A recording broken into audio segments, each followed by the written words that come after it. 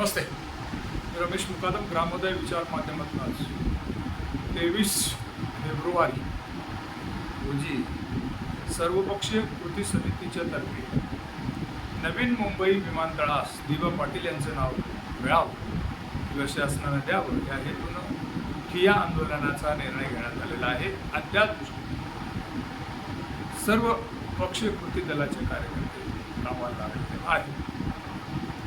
नवीन मुंबई विमानतळाला दिबा पाटलांचं नाव मिळावं म्हणून नवीन मुंबई पनवेल उरण परिसरातील सर्व ग्रामस्थ एकत्र आले आणि त्यांनी एक कृती समिती, सर्व पक्षाची कृती समिती निर्माण केली आणि 5 वर्षापासून दिबा पाटील यांचं नाव विमानतळाला द्यावं म्हणून आंदोलन सुरू आहे. आणि त्या दृष्टीनं महाराष्ट्र शासनानं विधानसभेमध्ये आणि विधान परिषदेमध्ये ठराव घेऊन तो प्रस्ताव, नामकरणाचा प्रस्ताव केंद्र सरकारला सादर केलेला आहे.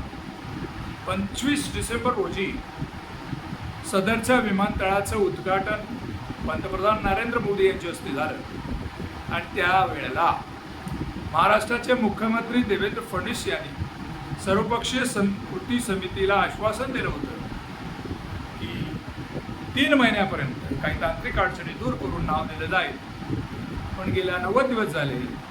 असं असताना शासन या संदर्भामध्ये काहीच भूमिका घेत नाही. प्रवासी वाहतूक सुरू झालेली आहे. विमानतळावर विमानं येण्या जाण्याचं सुरू झालेलं आहे आणि सरकारने दिलेले आश्वासन 2-3 महिन्याचा कालावधी उरलेला आहे आणि तरी या संदर्भात शासन दिबा पाटलांचं नाव देत नाही, नामांतर करत नाही आणि सदर बाबत जनतेमध्ये असलेला रोष, असंतोष आणि त्याला तरी वाचा फोडावी म्हणून सर्व पक्षीच्या कृती समितीच्या मार्फत 23 फेब्रुवारी रोजी मुंबईच्या आझाद मैदानावर एक ठिय्या आंदोलन सकाळी 11 वाजल्यापासून सुरू होणार आहे. आणि सदर आंदोलनास मोठ्या संख्येने जनतेने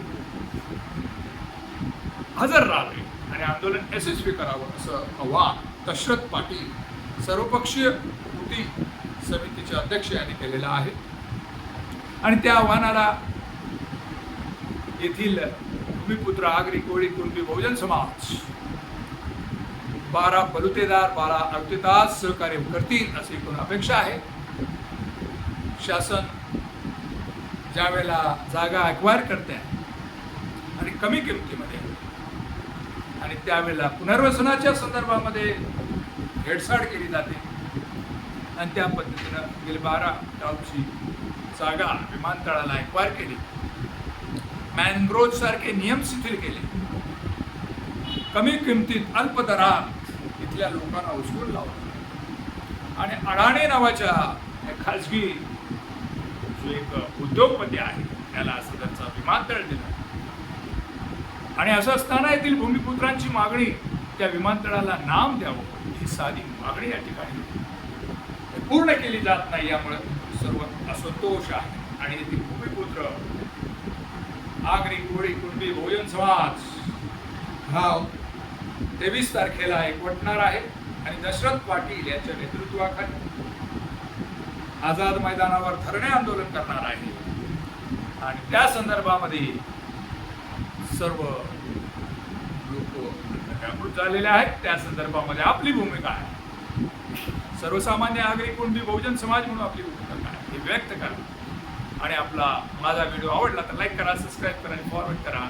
जय हिंद, जय महाराष्ट्र, जय भारत.